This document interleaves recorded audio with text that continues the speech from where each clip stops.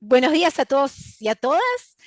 Vamos a dar comienzo a este último encuentro en este ciclo de charlas y de capacitación a cargo del doctor Marcelo Cricorián sobre acceso a la información pública en el marco de la nueva misión encomendada a la FIA de llevar adelante el órgano garante de la ley.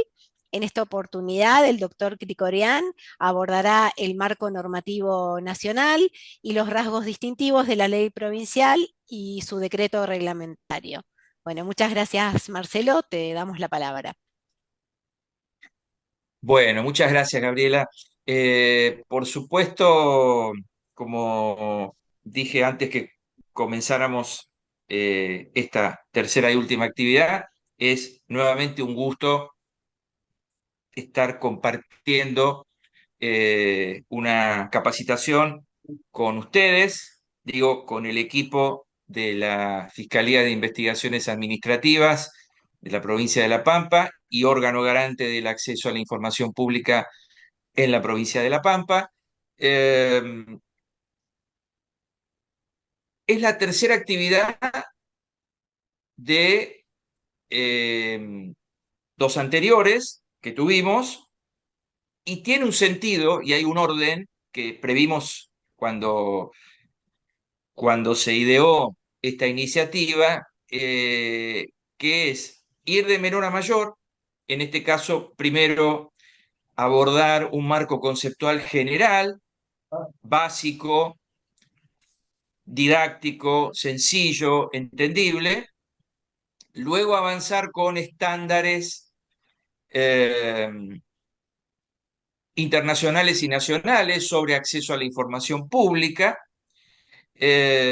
como para tener allí también un panorama explicativo sobre la cuestión, para arribar finalmente a eh, la normativa, que será la actividad de hoy, tanto en el plano nacional como en el plano provincial, con algunas aclaraciones. Por supuesto, en una hora más o menos que tenemos, porque digamos, no pueden ser actividades que se prolonguen demasiado para captar la atención de todas las personas, esto hay que entenderlo, y también porque puede haber un espacio, como hubo las dos veces anteriores, de preguntas o de reflexiones.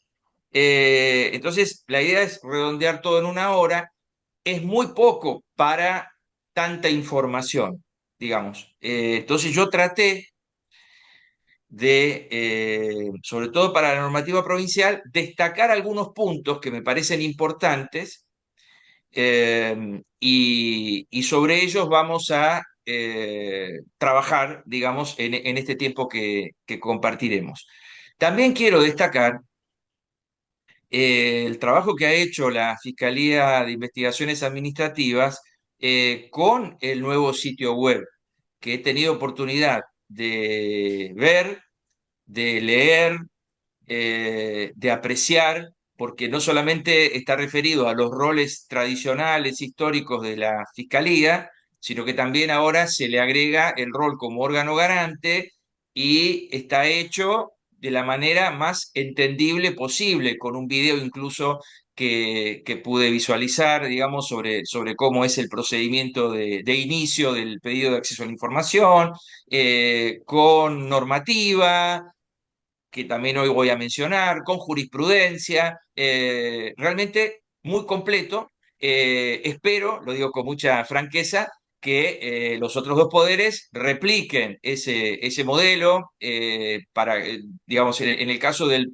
Poder Ejecutivo entiendo que sí, por lo que pude ver, no así del Poder Legislativo y del Poder Judicial, para que los poderes públicos vayan en sintonía cumpliendo los deberes que marca la ley. Eh, entonces, vamos a dividir eh, la explicación en dos planos, el plano normativo y el plano provincial. Y vamos a arrancar por el plano normativo, eh, porque Argentina tiene, ya algo dijimos en las capacitaciones anteriores, creo que en la primera, una ley de acceso a la información pública, pero aquí me detengo para que no sea simplemente una capacitación en donde digamos, sí, está el contenido tal y está el otro contenido, y lo dice el artículo, una cosa leguleya, sino algo que nos deje alguna enseñanza, digamos, ¿no? Y además orientado, como dije las dos veces anteriores, a personas que no necesariamente son de la profesión jurídica, sino que provienen de otros campos disciplinares o no tienen formación universitaria. Y corresponde que todo este mensaje llegue a todas las personas. Entonces, eh, para que Argentina llegue a tener su ley en el año 2016, la ley 27.275, ha habido un proceso previo. Ha habido lo que yo llamaría en derechos humanos un desarrollo progresivo. Y esto significa que Eh, primero existió un decreto en el año 2003, el decreto 1172, que fue valorado en aquel momento porque no había nada y ahora tenemos un decreto, pero solamente para la administración pública centralizada y obviamente para el Poder Ejecutivo porque es un decreto.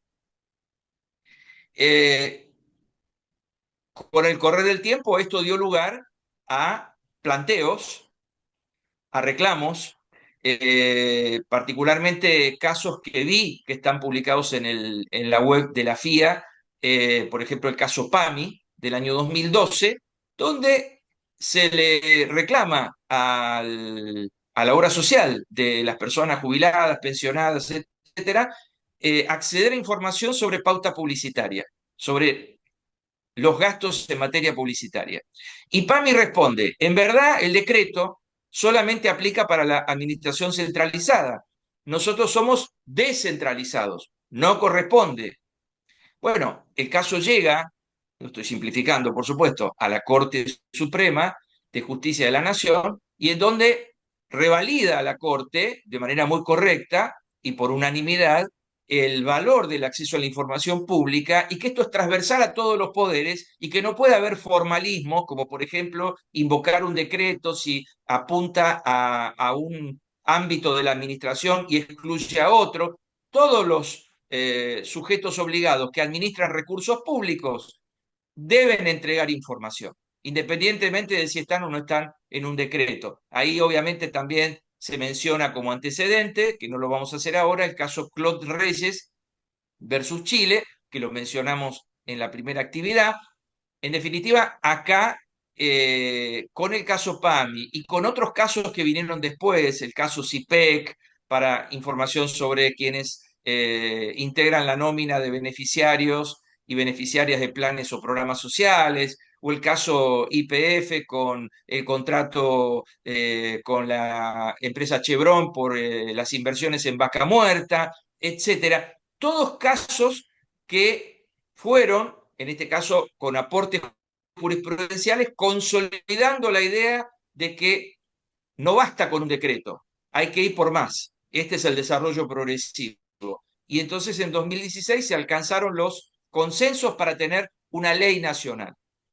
Una ley que tiene amplísimos sujetos obligados de todos los poderes, sigue un poco la línea, la ley provincial de La Pampa, una ley que tiene una legitimación activa también muy amplia, sigue también la provincia de La Pampa en esa misma línea con su normativa.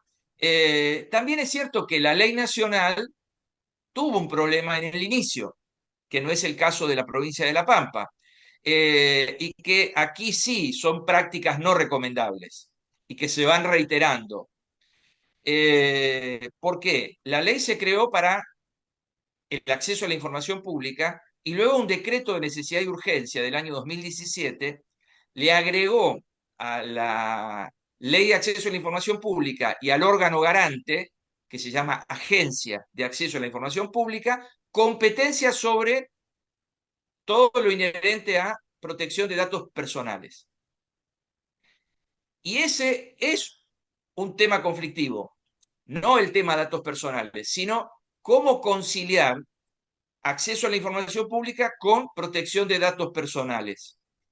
Eso por un lado. Y por otro lado, como ocurre con cualquier cualquier república democrática o Estado democrático. Ese tema se tiene que debatir en el Parlamento, porque el Parlamento votó una ley de acceso a la información pública, no votó lo referido a protección de datos personales, para por decreto adosarle competencias que no fueron debatidas en las cámaras legislativas.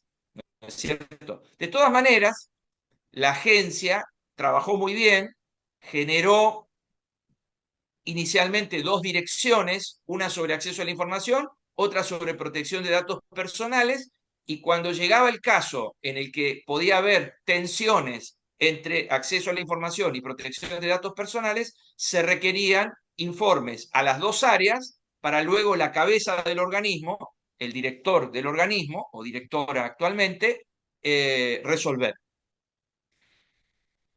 Pero existió esta tensión, digamos, inicial.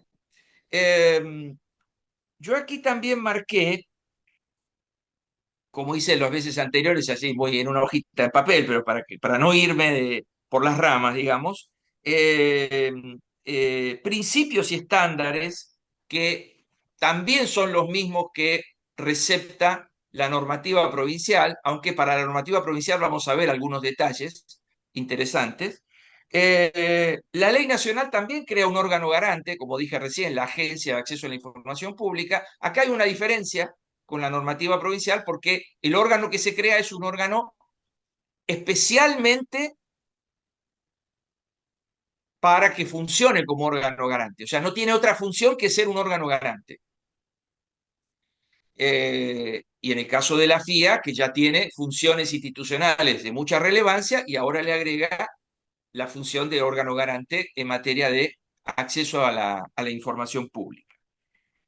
También contiene la ley nacional eh, referencias interesantes sobre los procedimientos de publicidad de la designación de la persona en la que se piense y también de remoción de esa persona. Por supuesto, esto no puede aplicar al caso de la FIA porque es un órgano con jerarquía constitucional, con personas que integran, al menos en sus niveles más superiores, esos cargos con estabilidad y además por ser un órgano de jerarquía constitucional, pero en el caso de la Agencia Nacional se previó un procedimiento de publicidad que significa no quitarle al Poder Ejecutivo o a los otros poderes la posibilidad de proponer a una persona, pero con carácter previo, el currículum de esa persona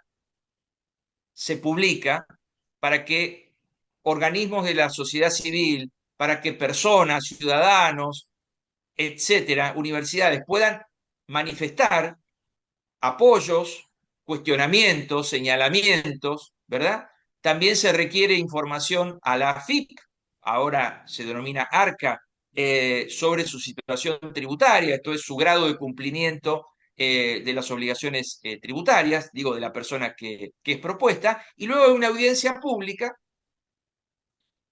que hubo dos hasta ahora, porque hubo dos autoridades designadas en el periodo que lleva la agencia, para que la persona responda, reciba preguntas, informe sobre cuál es su idea, cuál es su plan para llevar adelante en la gestión de la agencia. Digamos, es también en ese sentido muy interesante lo que la ley nacional, en este caso sobre la designación. Y la remoción, que la contempla con un mecanismo que fue debatido en el Parlamento. Es decir, esto no estaba en el proyecto original, pero se le quiso dar una vuelta de más fortaleza al rol de la agencia, en este caso para que la remoción no sea directamente por parte del Poder Ejecutivo o de los otros poderes, porque cada poder tiene su órgano garante, Poder Ejecutivo, Poder Legislativo, Poder Judicial, Ministerio Público Fiscal, Ministerio Público de la Defensa, Consejo de la Magistratura.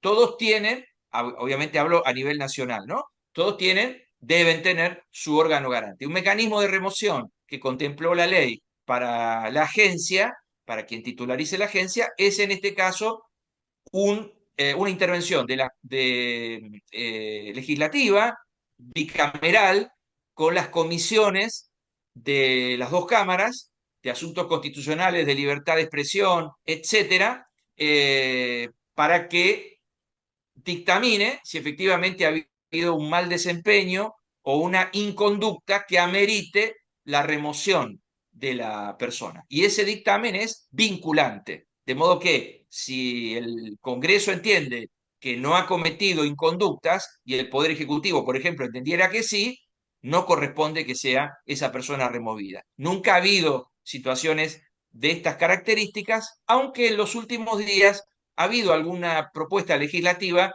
de remoción del actual titular con motivo del decreto 780, que por supuesto es un decreto del Poder Ejecutivo que ha tenido muchos cuestionamientos y que limita el acceso a la información pública, algo mencionamos creo que en la primera actividad, pero veremos qué sucede al respecto, porque mi opinión personal en este caso es que los ojos deberían ponerse principalmente en el Poder Ejecutivo que emite ese decreto y no en una supuesta inacción por parte de la agencia frente al decreto.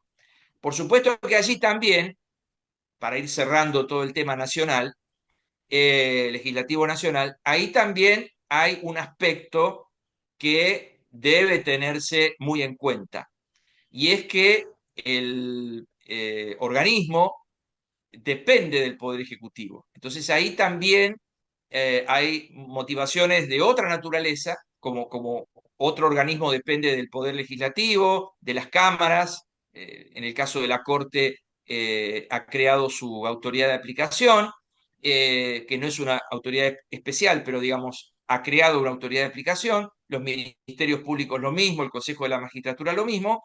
Ahí el punto es ver el grado de independencia y autonomía que tiene quien titulariza a la agencia para pronunciarse, porque en este caso no hubo un pronunciamiento, eso claramente está. La titular fue convocada a las cámaras, a las comisiones legislativas, expresó su disconformidad con el decreto, pero eso fue considerado insuficiente, digamos, y además advirtió algo que es preocupante, y es que la agencia no fue consultada para emitir ese decreto que es restrictivo sobre el acceso a la información pública.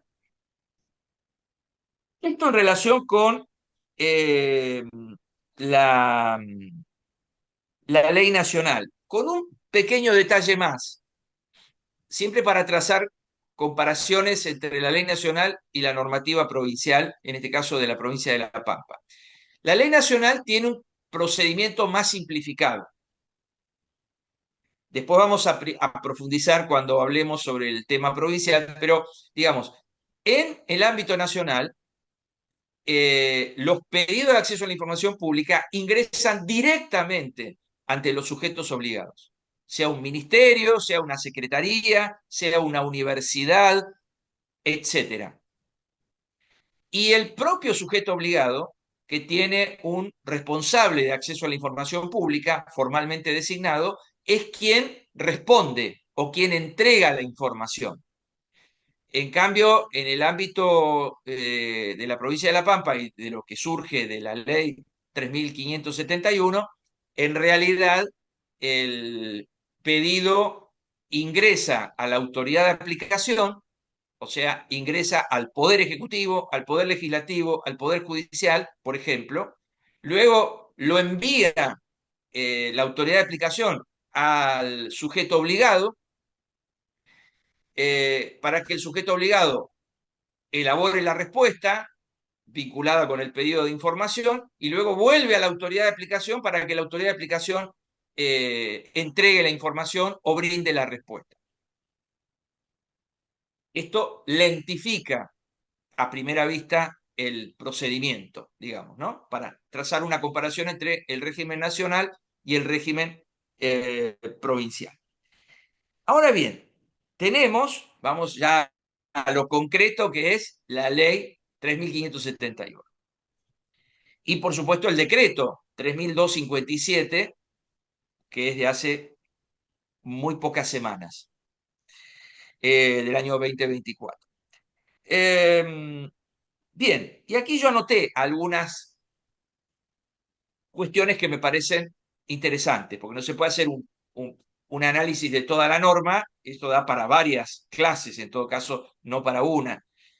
Pero aquí menciono algunas y espero que les resulte de interés. Por ejemplo, hay en el objetivo que traza la ley un contundente mensaje, que es, ¿para qué existe la ley? Bueno, para garantizar el efectivo ejercicio del derecho de acceso a la información pública, punto uno, y para promover la transparencia activa, tema que ya vimos en actividades anteriores, creo que en la primera, transparencia activa significa publicar sin esperar que me vengan a pedir la información, tener la información disponible en el sitio web de cada sujeto obligado o de cada autoridad de aplicación. Eso por un lado. También me parece interesante lo que dice el artículo 2, una parte del artículo 2, que aquí anoté, que el acceso a la información pública es un derecho humano en sí mismo y que además sirve para ejercer otros derechos.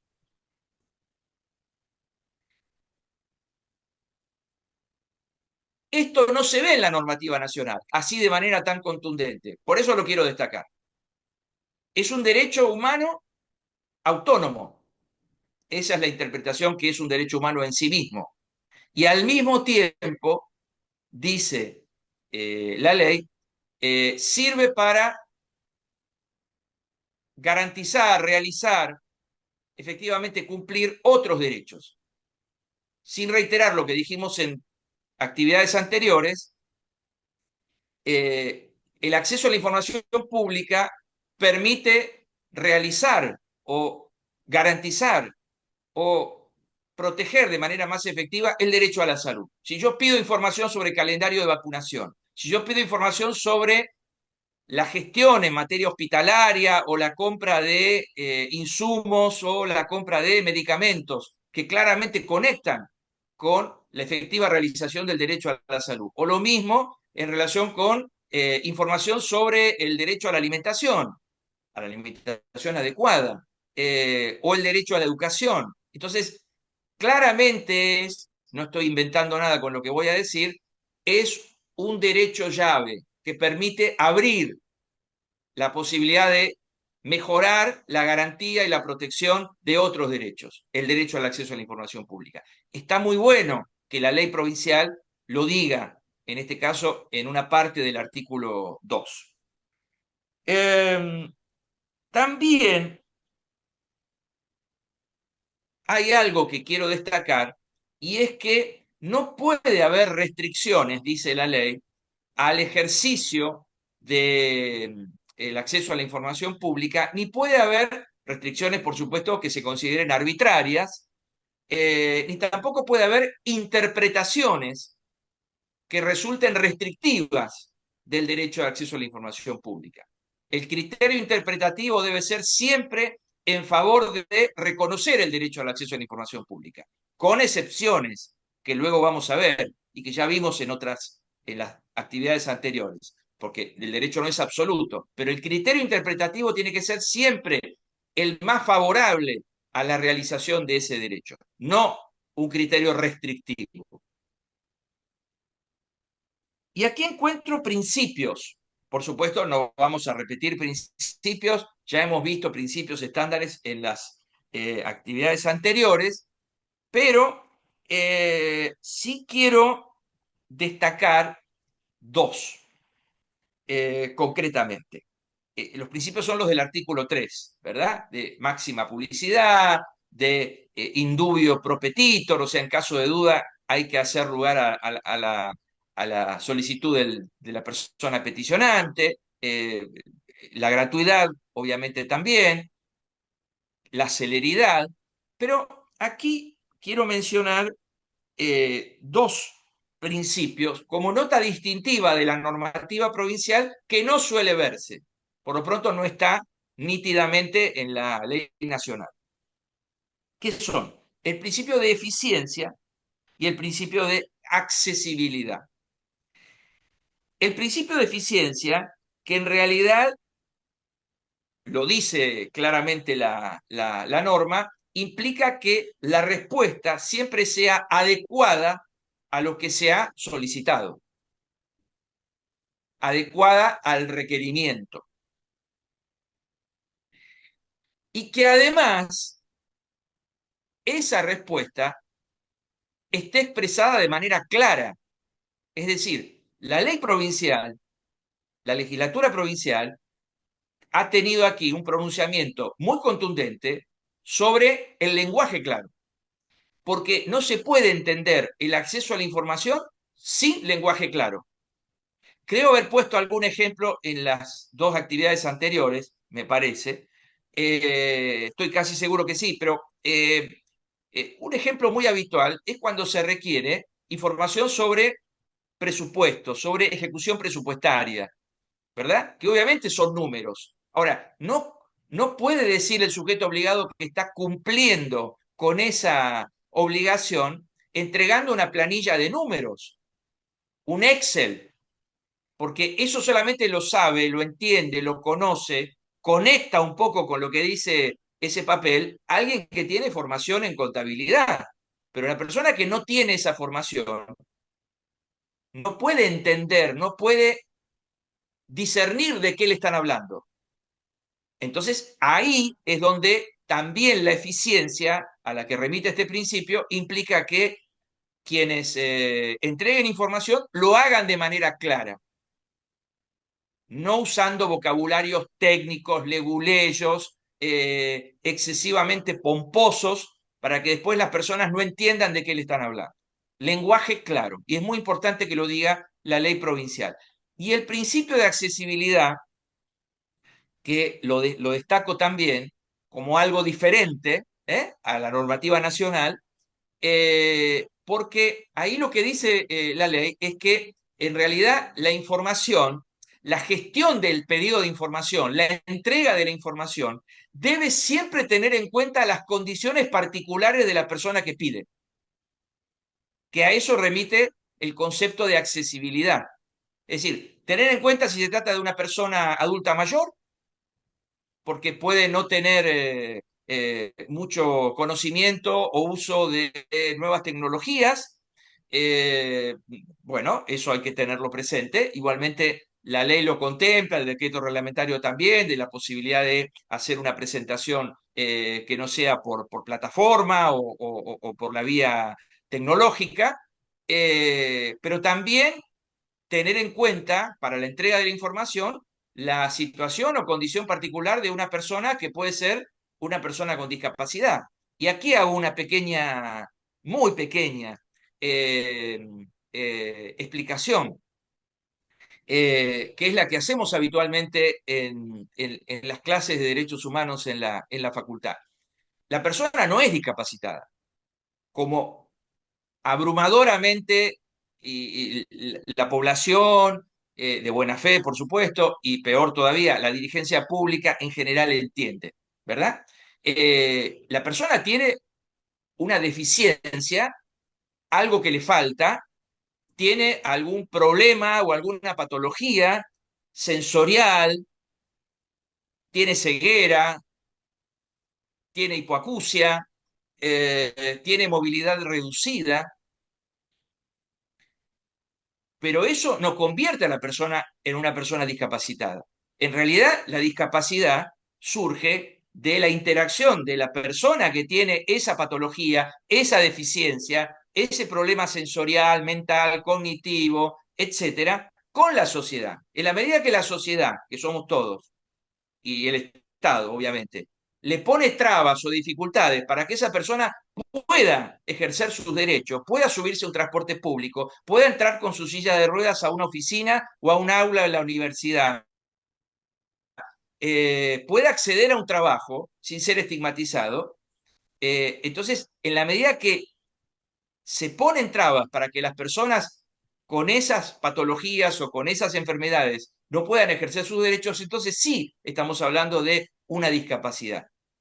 En este caso, lo que plantea la ley es tengamos en cuenta las condiciones particulares de la persona que pide. Si la persona es una persona con ceguera, habrá que buscar métodos alternativos para que pueda acceder de manera fácil y sencilla a los contenidos. Lo destaco porque la ley provincial lo dice y no es algo que se lee habitualmente en otras normativas y particularmente no lo dice la ley nacional. Después, um, el artículo 5 sobre los sujetos obligados es bastante amplio. Ahí replica también un poco el espíritu de la ley nacional. Eh, Marqué dos cuestiones, siempre para no extenderme demasiado. En empresas del Estado, la ley contempla exclusivamente a las empresas con participación estatal mayoritaria. La ley nacional es más amplia, porque contempla a las empresas que tienen participación minoritaria del Estado. En este caso, sobre la parte que le corresponde al Estado. Quizás en La Pampa no hay, pero puede haber en el futuro, con lo cual siempre es recomendable que la ley sea lo más amplia posible. Acá hay un aspecto más restringido, solamente empresas con participación estatal mayoritaria. También aquí marqué,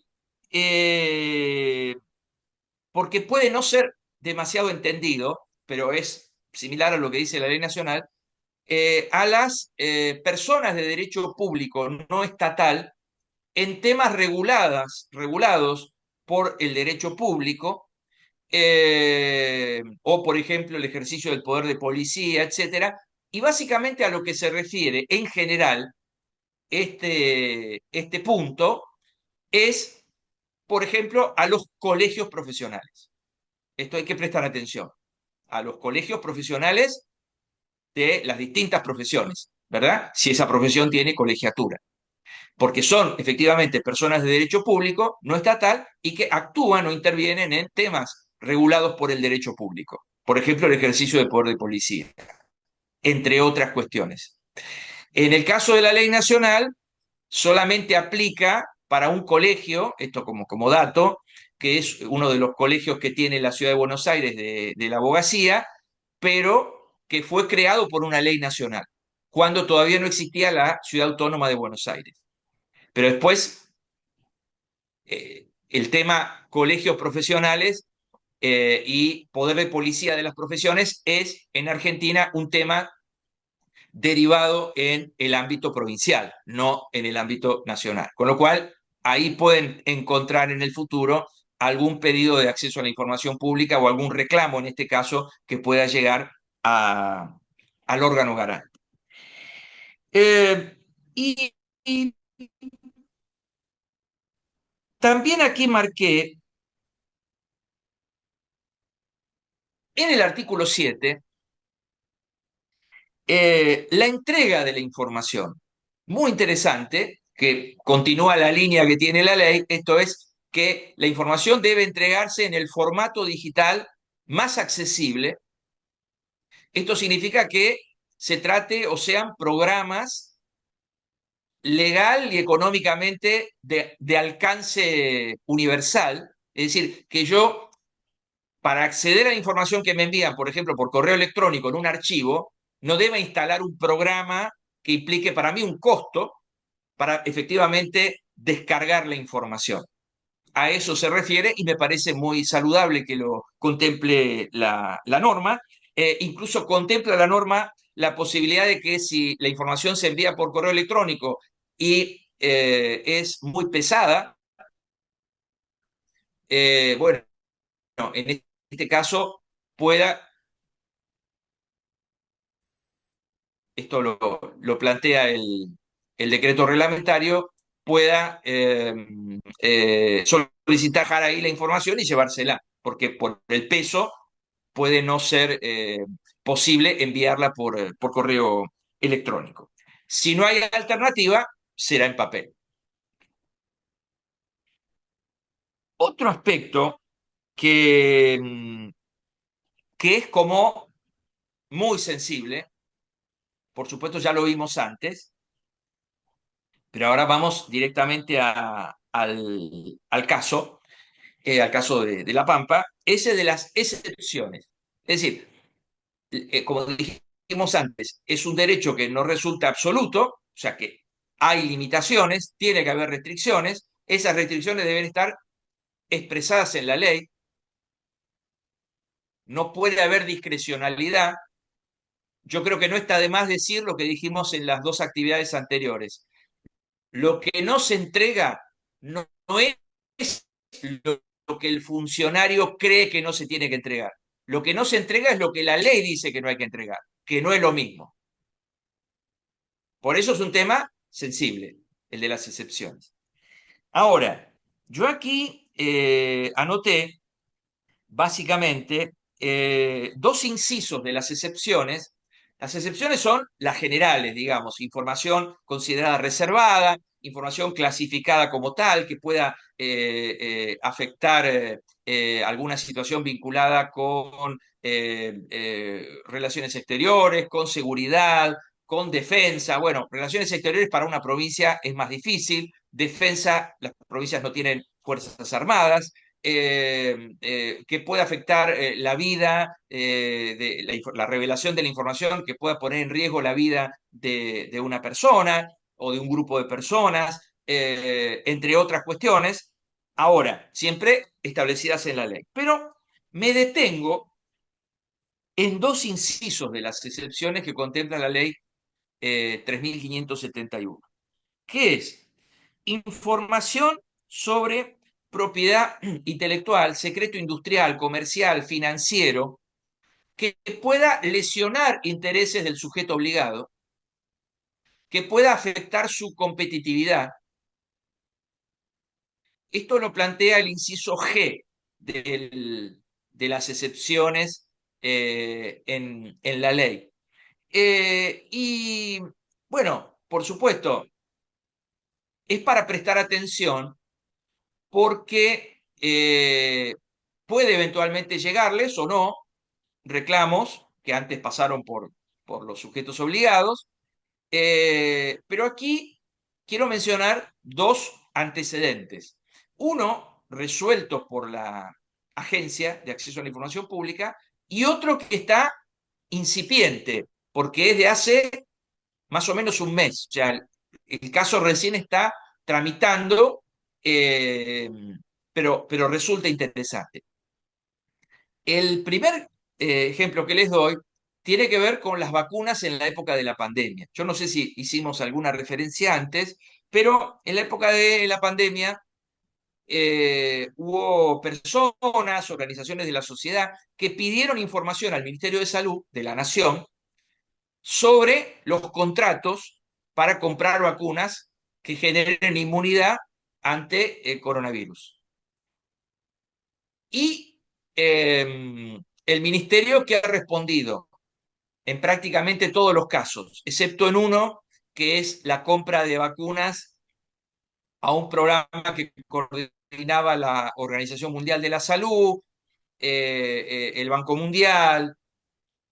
Sobre ese contrato brindó información, pero los contratos con las empresas, las más conocidas, la rusa de la vacuna Sputnik, que es el Instituto Gamaleya, AstraZeneca, Pfizer, bueno, sobre todas esas empresas no brindó información, alegando el Estado, primero que había cláusulas de confidencialidad, que todos los contratos han tenido en todo el mundo, hay que reconocerlo, pero aquí también, si hay alguna parte que el Estado considera que no tiene que dar a publicidad, esa parte se tacha, por eso se llama principio de tacha o de técnica de disociación, y el resto se entrega. Lo que no puede ser confidencial es todo el contrato. O sea, no puedo entregar un contrato todo tachado, porque significa que nada se tiene que conocer. Y además, porque el Estado lo que está haciendo es comprar vacunas con recursos públicos. Pero, sin embargo, un argumento que usó el Estado, por eso lo menciono, es que eso podía afectar secretos industriales, comerciales, estrategias de competitividad, etcétera, etcétera. Y en realidad no es así, ha dicho la agencia cuando resolvió el caso, porque el Estado no es productor de vacunas. Al Estado no se le está pidiendo la fórmula de la vacuna. El Estado es comprador de vacunas. Y reitero, lo hace con recursos públicos. Entonces, no aplica. El otro caso es muy reciente y todavía no tiene resolución. Es el pedido que hizo el diario Perfil a Aerolíneas Argentinas, ahora, en septiembre. Por eso lo comparto con ustedes, porque conecta con este inciso. ¿Qué pide el diario Perfil? Acceso a información sobre la pauta publicitaria de Aerolíneas Argentinas. Paréntesis, desconozco cuál es el verdadero sentido del pedido, obviamente es un medio de comunicación que tiene todo el derecho de pedir, pero infiero, esto es simplemente una observación, una apreciación descriptiva, que el pedido de información tiene que ver con alguna noticia que circula sobre que algunas empresas, YPF, Aerolíneas Argentinas, entre otras, están supliendo la inexistencia de pauta oficial que, saben ustedes, no existe en la actual administración por parte del Estado Nacional. O sea, no hay pauta publicitaria en los medios de comunicación, de parte del Poder Ejecutivo, por ejemplo. Pero sí hay algunas referencias que direccionan esa pauta inexistente en el Poder Ejecutivo a empresas, caso YPF o aerolíneas, con determinados medios, ¿verdad? Quizás tiene que ver con esto, quizás no, pero Perfil hizo el pedido de acceso a la información pública sobre la pauta publicitaria. Y Aerolíneas Argentinas responde. Y atención, porque por supuesto aquí nos tenemos que manejar con el más absoluto equilibrio y ecuanimidad. Aerolíneas dice, vea, lo que usted pide yo no lo puedo entregar, porque revelar datos sobre mi estrategia publicitaria puede significar que la competencia conozca cuál es mi política de marketing, a qué segmento de clientes o a qué target yo apunto como empresa. Descuentos, beneficios, todo lo que le representa a Aerolíneas Argentinas mayores ingresos, mayores compras de pasajes y eventualmente una mejor situación financiera, porque recauda más. Entonces, dice Aerolíneas, no es conveniente que yo le informe esos datos. Lo que ocurre es que, me parece, ahí hay una delgada línea entre pedir información sobre cuánto está gastando o con qué empresas sobre la pauta publicitaria, y otra que significaría, y ahí sí claramente encuadra en el inciso G de la ley provincial y encuadra en los estándares que habitualmente se recomiendan para estos casos, de no ser recomendable brindar información sobre cuál es mi estrategia comercial. Porque más allá de que me lo está pidiendo un medio de comunicación, cuando esto tenga carácter público, la competencia puede fijarse qué hago yo y entonces utilizar mi misma estrategia para captar los clientes que yo estoy captando. Es interesante el tema, pero ahí también hay que saber discernir si me están pidiendo información sobre lo que gasto en materia de publicidad o si se está pidiendo algo más fino, más detallado, más minucioso que podría revelar mi estrategia de marketing. En ese caso, todo eso se tacha, pero el resto se entrega. Por ejemplo, ¿cuánto gasté? ¿Por qué? Porque Aerolíneas es una empresa estatal y por ende los recursos son recursos públicos.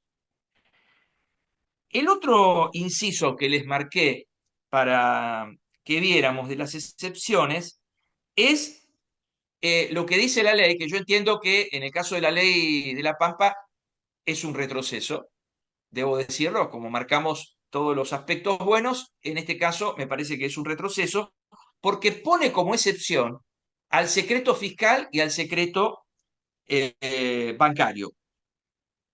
Eh, pero además, el decreto reglamentario establece que a los efectos de entender qué es secreto fiscal y qué es secreto bancario, hay que atenerse a lo que dicen las leyes específicas en la materia. Y aquí sí estamos en un problema. En primer lugar, porque en materia de secreto fiscal, en materia de secreto fiscal, yo no puedo valerme de lo que dice el órgano recaudador. Yo tengo que adoptar como sujeto obligado, como órgano garante, un criterio amplio. Y el criterio amplio aquí significa priorizar la entrega de la información sin afectar datos sensibles. Hay un caso que creo yo haberles comentado en la primera actividad, pero francamente no lo recuerdo con tanto detalle. Es el caso en donde alguien pide información sobre las devoluciones o reembolsos que el Estado Nacional hace a empresas que exportan desde puertos patagónicos, porque es una manera de incentivar o de promover la actividad en la Patagonia y particularmente en los puertos de la Patagonia, creo que de la industria pesquera era en este caso. Y entonces la AFIP dice, en realidad yo estoy quebrando el secreto fiscal porque tengo que revelar cuál es la empresa a la que yo le estoy entregando o devolviendo una parte de los impuestos que el resto de la comunidad paga. Y la Agencia de Acceso a la Información Pública lo dice con claridad. Esto no es secreto fiscal. Secreto fiscal puede ser la declaración jurada que presenta una persona en aspectos que son privados ante la AFIP, ¿verdad? No información que puede ser pública, pensando en un funcionario, ¿verdad? Magistrado, etcétera.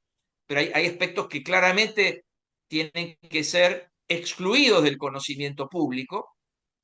Y otra cosa distinta es si yo estoy pidiendo información para acceder a la nómina de empresas que pagan menos impuestos que el resto de las empresas.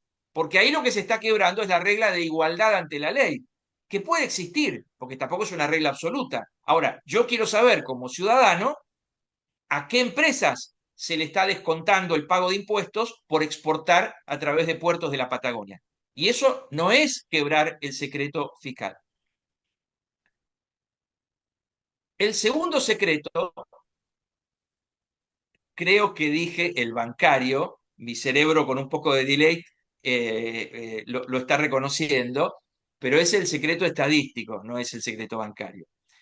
Debe ser algo vinculado a una actividad que participé, que me convocó Andrea Garmendia de la Procuración de Investigaciones Administrativas, que además conocí ahí en Santa Rosa, eh, y, y hicimos un seminario sobre secreto fiscal y bancario con otras personas muy distinguidas eh, y acceso a la información pública. Pero en este caso no es secreto bancario, si es que lo dije, eso no corresponde, sino secreto estadístico.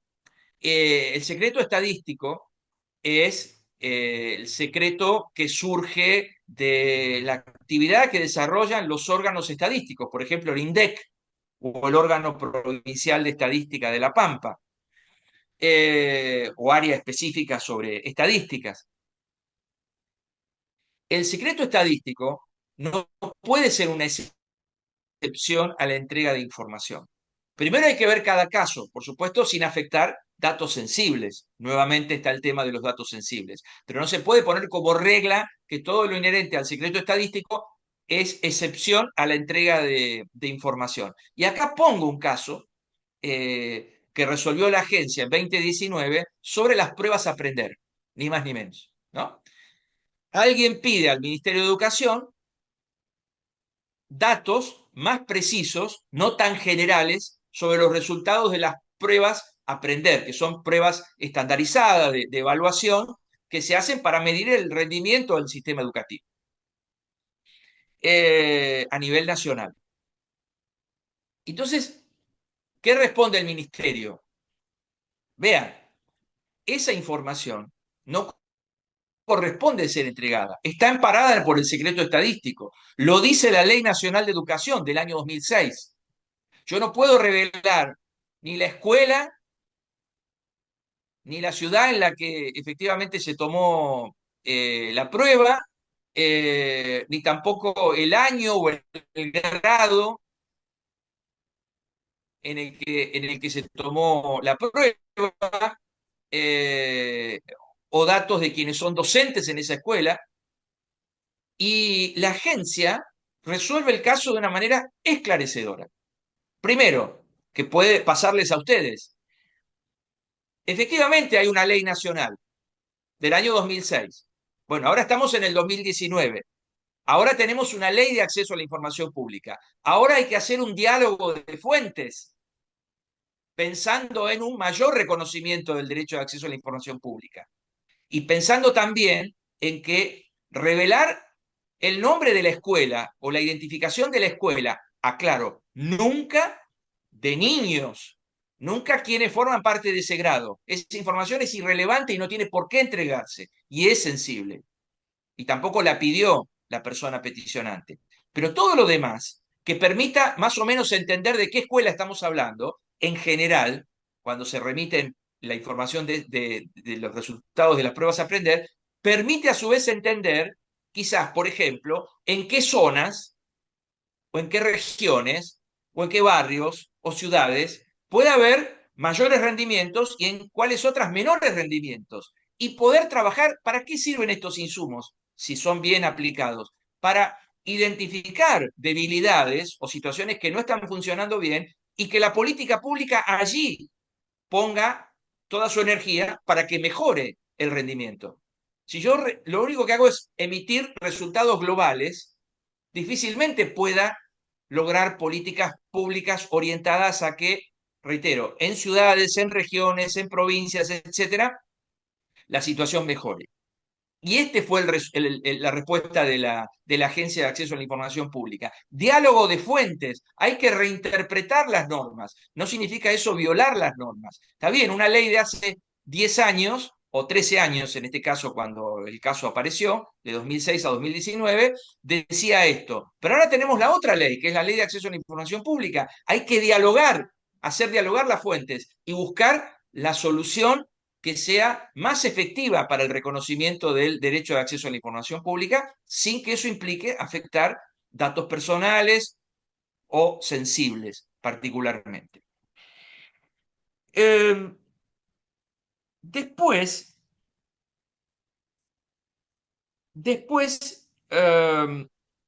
hay algo más sobre las excepciones, que es que, y de manera correcta, la ley provincial pampeana establece que las excepciones nunca corren, nunca aplican si se trata de información sobre casos relacionados con graves violaciones a los derechos humanos o delitos de lesa humanidad. No aplica y está muy bien. ¿Qué le agregaría yo? Que la ley no dice. Lo que dice la ley modelo interamericana 2.0.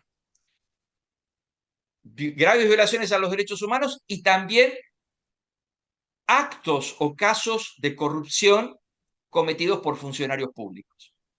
Que no esté esa información incluida en las excepciones.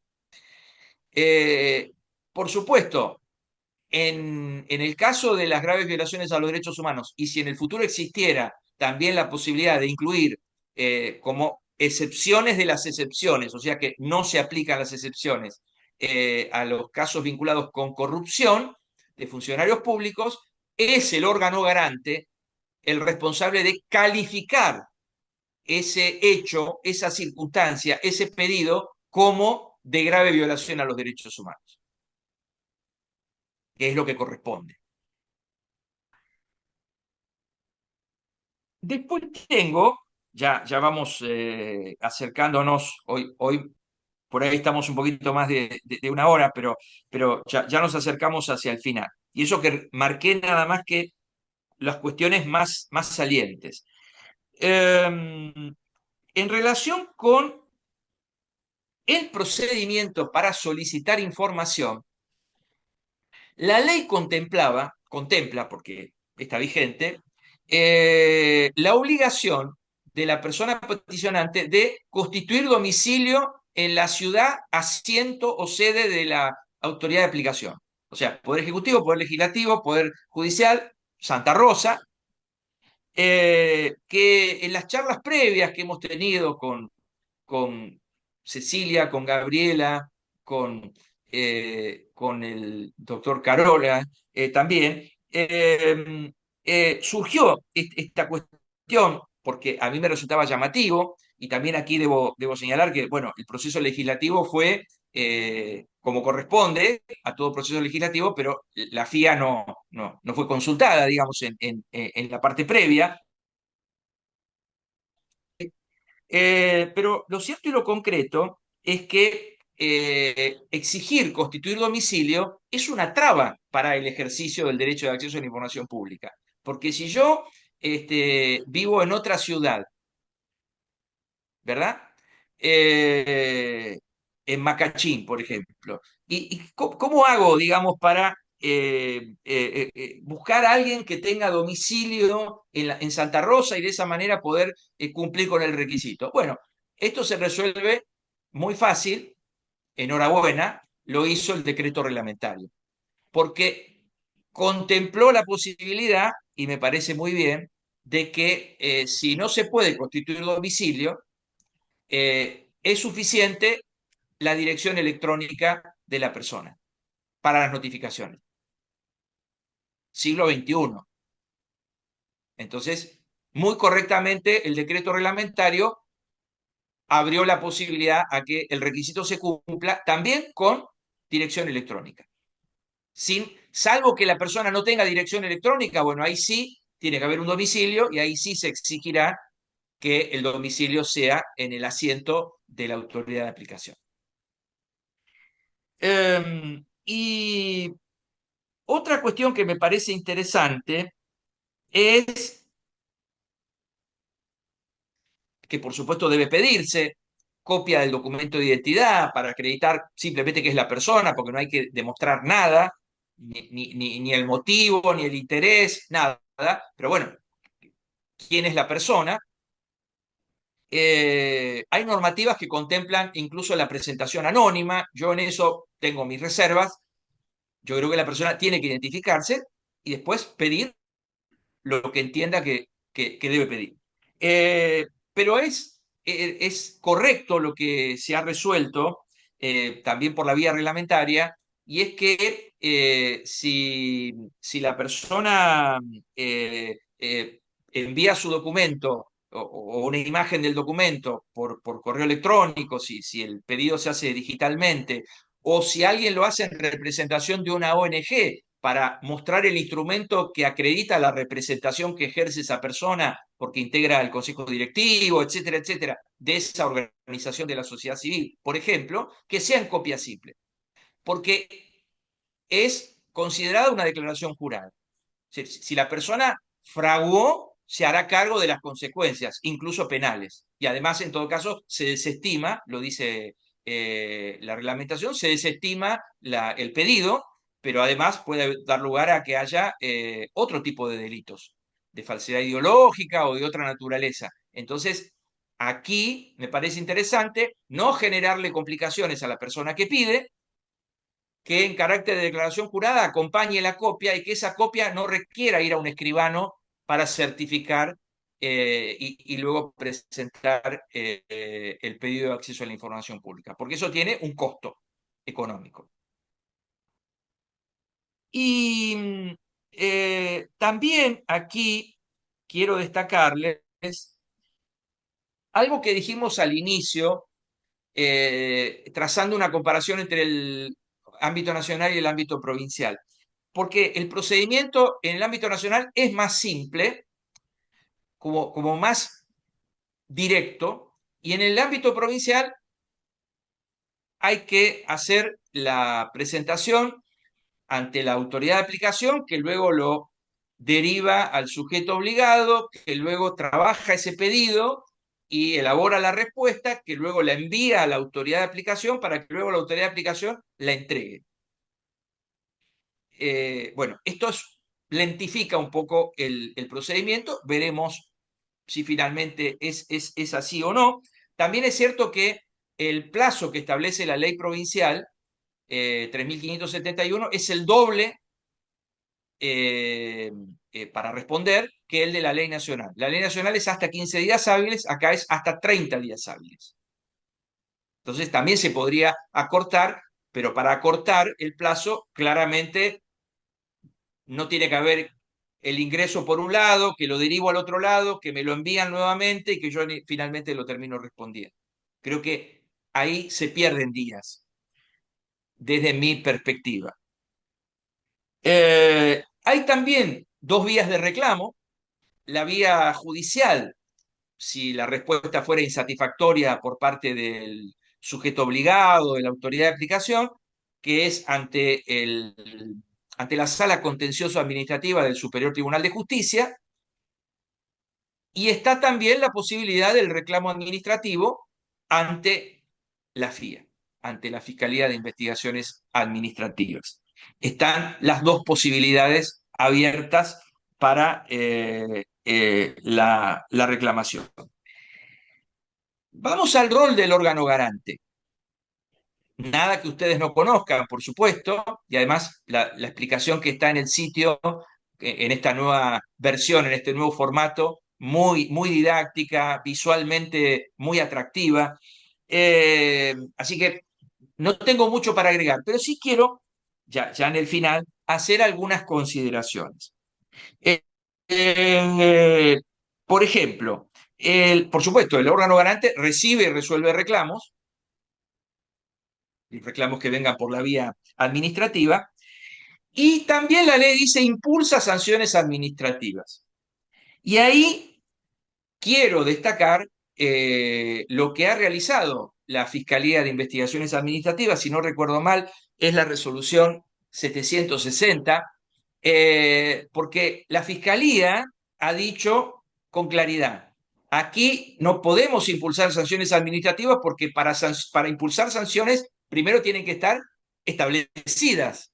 Si no hay sanciones en la ley, es decir, si no hay una tipificación de sanciones en la ley, mal puedo yo como órgano garante aplicar sanciones. Es una regla básica de cualquier Estado democrático. Muy correctamente ha procedido la Fiscalía de Investigaciones Administrativas por esa resolución 760. Entonces, establece la Fiscalía, no es que no dice nada, establece pautas a seguir, que en cierta medida se asemejan a lo que ha hecho el órgano nacional. Por ejemplo, si efectivamente el sujeto obligado no cumple, no responde a la intimación que le hace el órgano garante de manera satisfactoria, en ese caso se establece la posibilidad de que la Fiscalía comunique la situación a los superiores jerárquicos del sujeto obligado para que tomen conocimiento de esa situación que claramente es de incumplimiento, que es una situación claramente irregular, comunicarlo a los efectos que correspondan, y también contempla otra posibilidad, que es la de publicar la nómina de sujetos obligados e incumplidores en el sitio web del organismo, en el sitio web de la FIA. Me parece correcto. Y también establecer un registro de incumplidores. Eso es sanción y claramente no es una sanción más de tipo social, ¿verdad? Pero no puede el órgano legislador referirse a que el órgano garante impulsará sanciones cuando no se establecen cuáles son esas sanciones. Y lo último tiene que ver con los roles que cumple el órgano garante en materia de cooperación. Me parece muy interesante, digamos, ¿no? De cooperación institucional, entiendo que han establecido, y me parece también muy correcto, lazos de vinculación con el órgano garante de la Ciudad Autónoma de Buenos Aires, porque es un órgano garante y la propia Ciudad de Buenos Aires a nivel legislativo ha mejorado la calidad normativa de la ley. No basta con tener una ley de acceso a la información pública. A esa ley hay que mejorarle permanentemente la calidad normativa. Esto también aplica para La Pampa, para agregarle más tutela, más protección, más reconocimiento, para mejorar algunos aspectos que pueden estar dudosos. Entonces, me parece la mejor elección. Eso por un lado, porque a eso se refiere la posibilidad de establecer roles de cooperación, de vinculación institucional. Lo mismo dice la ley, me parece muy bueno, diálogo con las autoridades de aplicación. Esos mecanismos de diálogo tienen que existir claramente. Sí pongo reparos sobre un aspecto, y en este caso para reforzar el rol del órgano garante, que me parece que la ley no lo ha tenido muy en cuenta. Estimo que de buena fe, pero es para no soslayar. Y es que el órgano garante tiene el rol de formular recomendaciones. Y yo creo que aquí la palabra recomendaciones puede dar lugar a interpretaciones diversas, porque el órgano garante es la máxima autoridad. Es decir, más que recomendaciones, hay que establecer criterios o líneas directrices para un correcto funcionamiento del sistema de transparencia pública en la provincia y de acceso a la información, y para que haya un adecuado desempeño de los sujetos obligados cumpliendo lo que dice la ley. La palabra recomendación es yo te recomiendo, yo te aconsejo, yo te sugiero. Me parece que no es la mejor. Eso no significa que luego pueda haber un trabajo fructífero de fertilización cruzada, si me permiten la expresión, entre todos los órganos que forman el ecosistema de transparencia en la provincia de La Pampa. Pero aquí, más que recomendar, hay que establecer pautas. ¿Por qué? Porque la clave para que este sistema funcione, todo el sistema, es que el funcionamiento de cada autoridad de aplicación sea armónico. No puede haber compartimentos estancos, no puede haber criterios distintos entre una autoridad de aplicación y la otra sobre qué entregar y qué no entregar. Eso tiene que ser unificado, armonizado, sobre la base de lo que dice la ley, obviamente. Y también aquí quiero mencionar, ya para cerrar, eh, eh, dos aspectos. Uno, que en realidad es una reflexión. Porque excepto el órgano garante, que es la FIA, que como dije antes tiene jerarquía constitucional, es decir, ya está, ya existe, sus autoridades están constituidas, designadas, ya tienen un rol institucional que están cumpliendo y ahora se les agrega el de acceso a la información pública, pero hacia abajo, en ese ecosistema de acceso a la información pública, están la autoridad de aplicación, dice la ley, que cada poder designará una autoridad de aplicación, y los sujetos obligados que tienen referente de acceso a la información pública. La ley no dice, y este es un punto cuestionable, tampoco el decreto reglamentario dice nada, cuál es el procedimiento de designación de esas personas. Este no es un aspecto menor, porque el tema acceso a la información pública es un tema incómodo para el poder en general. No es la primera vez que lo digo en este espacio que compartimos. Es un tema incómodo para el poder en general. Entonces, yo tengo que, primero, priorizar al designar a una autoridad de aplicación o a un referente de acceso a la información pública a personas idóneas, que no significa que tenga un doctorado, una maestría, enhorabuena si la tiene, sino que su trayectoria profesional, laboral, conecte de alguna manera con el rol. Esto es fundamental. Y tampoco hay menciones a la publicidad, que no significa que cada poder no designe a quien entienda mejor, pero un mecanismo de publicidad como existe en el ámbito nacional implica que la ciudadanía conozca antes de la designación a quién se va a proponer. Bueno, tampoco hay referencias a cómo se remueve a esas personas, con lo cual se infiere que la persona es designada por el Poder Ejecutivo o Legislativo o Judicial, como no tiene estabilidad y tampoco tiene plazo de designación, por ejemplo, en el ámbito nacional son 5 años, entonces pueden removerla sin más ante cualquier desinteligencia. Reitero, porque son temas sensibles al poder, todo lo vinculado con entrega de información o con acceso a la información. Esta es una reflexión más que nada que se puede trabajar, como decía recién, para mejorar la calidad normativa, porque no es una mala norma, es una buena norma, es un gran paso que ha dado la provincia, que hay que celebrar, y es un gran desafío que ustedes tienen como órgano garante. Y lo último, que me parece interesante, porque no lo menciona la ley, lo dice dentro de los roles del órgano garante, el decreto reglamentario, que es la creación, cuando, cuando corresponda, cuando den las circunstancias, de un portal de transparencia. Es muy importante que se creó. Entonces ustedes se encuentran en un micrositio del sitio del órgano garante toda la información de todos los sujetos obligados, con el grado de cumplimiento eventualmente de cada una de las pautas sobre transparencia activa, por ejemplo. Entonces, si la escala salarial está publicada, si el presupuesto está publicado, si las contrataciones están publicadas, si la nómina del personal está publicada o no está publicado, etcétera, etcétera, etcétera.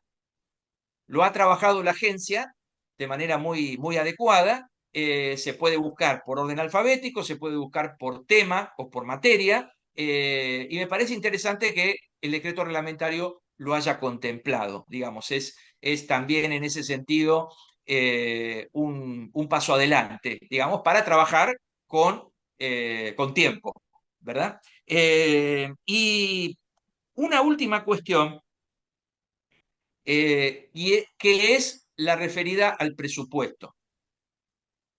Solamente la ley contempla que se asignarán partidas presupuestarias, etcétera.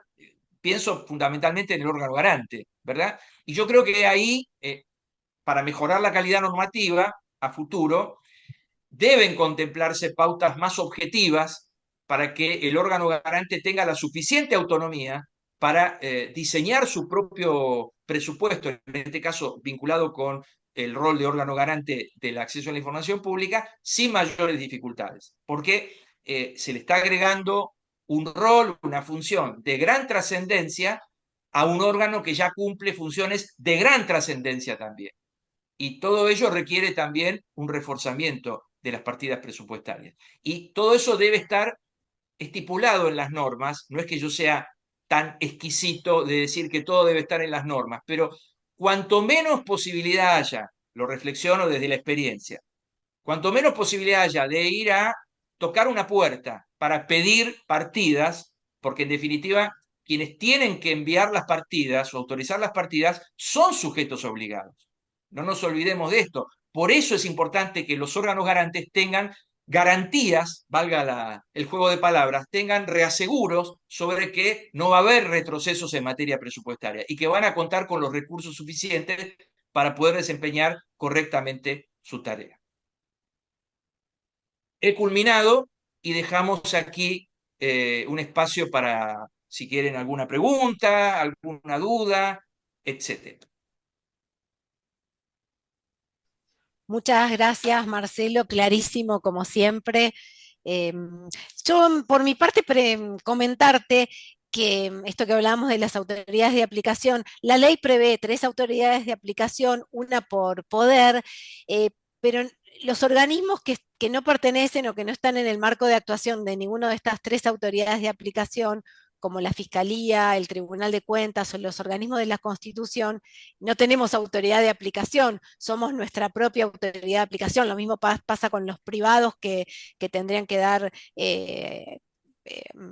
información porque reciben algún tipo de subsidio o ayuda del Estado. Exactamente. Sí recuerdo el caso de la FIA, no tanto el del Tribunal de Cuentas, pero sí, Ah, efectivamente, también el Tribunal de Cuentas, por lo que ahora vos mencionás. Y en realidad ahí yo creo que hay, por supuesto, es mi razonamiento es más de deducción, porque no conocí, entiendo que ustedes tampoco, el proceso previo a la sanción de la ley para ver por qué se hizo de esa manera o se diseñó de esa manera, pero en realidad todos deberían tener o su propia autoridad de aplicación o el mm, diseño debería ser otro. Si me preguntan cuál es el diseño más correcto en una futura modificación normativa de la ley, que yo creo que no generaría complicaciones, más bien todo lo contrario, es el diseño del sistema nacional. Esto significa que cada sujeto obligado tiene su responsable de acceso a la información pública. Y es a esa persona a la que nos remitimos para pedir información, para que se asegure el cumplimiento de la ley, solo que la ley nacional ha contemplado, en lugar del caso pampeano, que es un solo órgano garante para todo, la ley nacional ha contemplado un órgano garante por poder y también de otros organismos que no son estrictamente poderes o que se los llama extrapoderes, el caso de los ministerios públicos, fiscal y de la defensa, e incluso de otros organismos, como es el caso del Consejo de la Magistratura de la Nación. Entonces son los tres poderes, los ministerios públicos, que son dos, más el Consejo de la Magistratura, digamos, ¿no? Y cada mm. uno con un responsable de acceso a la información pública y cada uno con un órgano garante, digamos. Esa sería la parte diferente que creo que funciona mejor con un solo órgano garante, que es el diseño de la Pampa. Pero bueno, son temas para mejorar, entiendo yo, en el futuro y agregarle el tema de la publicidad, porque eso sí es importante, que quien es propuesto o propuesta tenga una difusión previa, su currículum, su trayectoria, que pueda haber señalamientos, que pueda haber un debate y finalmente después hacer la designación. Bueno, muchas gracias, Marcelo. Me informan que no tenemos más preguntas. Te queremos agradecer en nombre del fiscal Juan Carlos Carola y de todo el equipo de trabajo de la Fiscalía, estos 3 encuentros y todo tu trabajo, tu dedicación, que nos has brindado tan desinteresadamente, pero tan generosamente. Y bueno, gracias por tu calidad humana y calidad profesional. La valoramos mucho. Ha sido un pilar fundamental desde noviembre que se sancionó la ley, desde noviembre del año pasado, todo este año de trabajo, así que te lo agradecemos y ya te sentimos parte de nuestro equipo. Muchísimas gracias. Bueno, muchas gracias, Gabriela. Por supuesto, yo también me siento parte de vuestro equipo. Lo hago, no sé si se nota, pero con muchísimo Mm, gusto. Yo disfruto estas actividades y celebro que además haya inquietudes para generar instancias de mm. capacitación que conducen siempre a un mejor funcionamiento del organismo, en este caso en un rol tan importante como el que les toca. Así que yo estoy a disposición y seguiremos en contacto por esta vía o si no, con mucho más gusto, presencialmente ahí en La Pampa. Sí, por supuesto que te vamos a volver a convocar. Bueno, un abrazo grande y Bueno. muchas gracias.